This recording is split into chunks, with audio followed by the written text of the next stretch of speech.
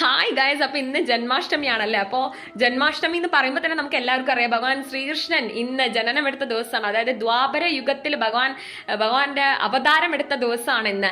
അപ്പോൾ ഭഗവാന്റെ ജീവിതം എടുത്താൽ തന്നെ നമുക്കറിയാം ശ്രീകൃഷ്ണ ഭഗവാന്റെ ജീവിതത്തിൽ എന്നും ബുദ്ധിമുട്ടുകൾ നിറഞ്ഞ ജീവിതമാണ്. കാരണം എന്താണെന്ന് വെച്ച് കഴിഞ്ഞാൽ തുടക്കം തൊട്ട് സ്വർഗാരോഹണം വരെ അങ്ങനെയാണ്. പക്ഷെ എങ്കിലും ഭഗവാൻ നമ്മളെ പഠിപ്പിക്കുന്ന ഏറ്റവും വലിയ കാര്യം എന്താണെന്ന് വെച്ച് കഴിഞ്ഞാൽ ബുദ്ധിമുട്ടുകൾ ഇല്ലാത്തൊരു ജീവിതമില്ല. കാരണം ഇന്ന് ജനിച്ചൊരു കുഞ്ഞിന് പോലും അതിൻ്റെതായ ബുദ്ധിമുട്ടുകൾ ആ കുഞ്ഞിന് ഉണ്ടാവും അല്ലെ.